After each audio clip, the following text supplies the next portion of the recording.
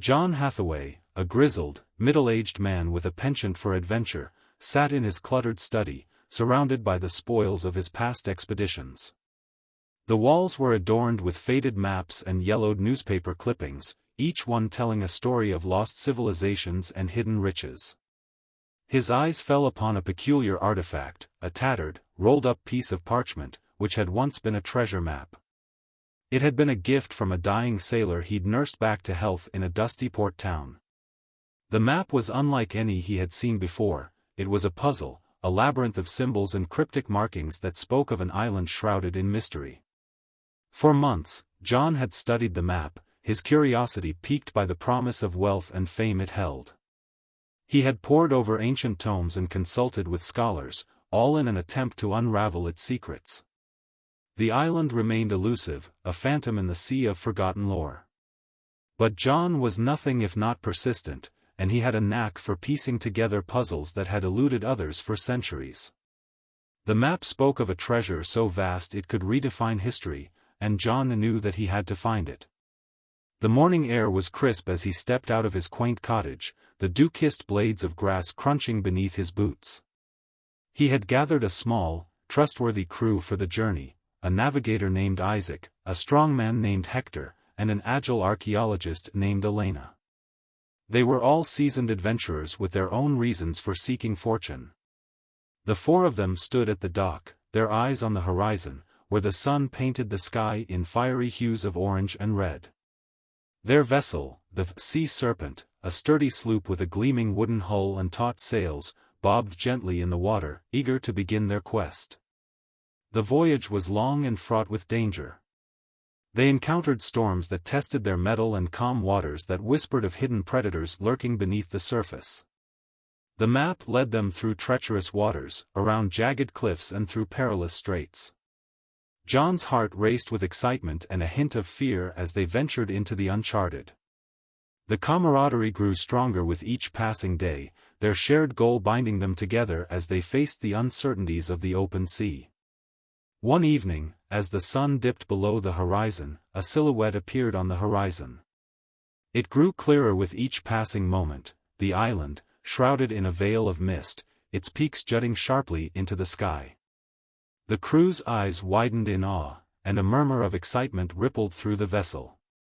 They had done it, they had found the island that had eluded so many before them. As they approached, the mist parted to reveal a lush, tropical paradise, untouched by the ravages of time. The air was thick with the scent of exotic flowers and the calls of unknown creatures echoed through the dense foliage. They dropped anchor in a secluded cove, the water a crystal blue that reflected the vibrant greens of the jungle. The map's final instructions were clear: follow the river inland to the heart of the island, where the treasure awaited. They loaded their supplies into a small rowboat and set off, the current carrying them deeper into the unknown. The river was a serpent, twisting and turning through the dense jungle, revealing only glimpses of the treasure that lay ahead. The journey upriver was not without its challenges. They encountered fierce currents and hidden rocks that required Hector's brute strength to navigate. Elena's keen eye spotted the telltale signs of ancient structures hidden within the foliage, hinting at the island's rich history. The air grew heavier with each stroke of the oars, the silence occasionally pierced by the distant roar of what they could only assume were waterfalls. As they ventured further, the jungle closed in around them, the canopy forming a natural roof that filtered the sun's rays into a mottled, emerald light. The flora grew more exotic, with vines as thick as ropes and flowers that bloomed in a riot of colors unseen in the outside world. The humidity clung to their skin, making every movement feel like a battle against the very air itself. Yet, the promise of the treasure kept their spirits high. John noticed that the river's banks grew steeper and more rugged, the water's flow increasing in speed and intensity. The map's markings grew more frantic, hinting at the perils ahead. They approached a section where the river narrowed dramatically, the water churning violently between the rocks. It was clear that they would have to portage around this obstacle. They beached the boat and began the arduous task of hauling their gear through the dense underbrush. Sweat trickled down their faces as they pushed through the jungle, machetes slicing through the thick vines that threatened to entangle them. The air grew thicker, the scent of earth and vegetation almost overpowering. Elena spotted peculiar carvings on some of the larger trees, depicting ancient rituals and mythical creatures that seemed to watch over their progress. The sense of unease grew stronger with each step, as if the island itself was testing their resolve. After hours of laborious trekking, they reached the end of the portage. The river had calmed, and the map indicated that the treasure was just beyond the next bend. The excitement grew palpable as they dragged the boat back into the water, the anticipation of what lay ahead setting their hearts racing. The current picked up again, and they rowed with renewed vigor, eager to reach their destination. The river opened up into a vast, circular lagoon, the water still and glassy. At its center stood a monolithic structure, a temple of some kind, overgrown with vines and moss. It loomed over them, a silent sentinel of the ancient civilization that had once called this island home. The map led them to a hidden dock, and they secured the boat before stepping onto the sacred ground. The air was heavy with the scent of ancient incense, and the buzz of unseen insects filled the silence. The approach to the temple was guarded by two towering stone statues, their faces twisted in expressions of rage and protection. The path was overgrown, but it was clear that it had once been a grand avenue, leading to the heart of the complex. The explorers moved cautiously, their eyes scanning the foliage for any signs of danger or hidden booby traps. The structure itself was a marvel, its intricate carvings telling the story of a people long lost to time. As they drew closer, John could feel the thrum of something powerful beneath his feet, a vibration that grew stronger with each step. It was as if the very island was alive, its heart beating in time with their own. The entrance to the temple was a gaping maw, the darkness within promising secrets and treasures untold. Hector took the lead, his broad shoulders parting the vines that clung to the stone like a living curtain. Inside, the air was cool and stale, the scent of earth and dust mingling with the faint metallic tang of ancient artifacts. The walls were adorned with frescoes that spoke of battles and sacrifices, gods and heroes. The light from their torches danced across the surfaces, casting eerie shadows that twisted the images into nightmarish visions. Their footsteps echoed through the hollow chambers, the only sound in the oppressive silence. They moved deeper into the temple, navigating through a maze of corridors and chambers. Each room held its own secrets, piles of gold and jewels lay scattered, as if abandoned in haste. Priceless artifacts filled the spaces between collapsed pillars and cracked masonry.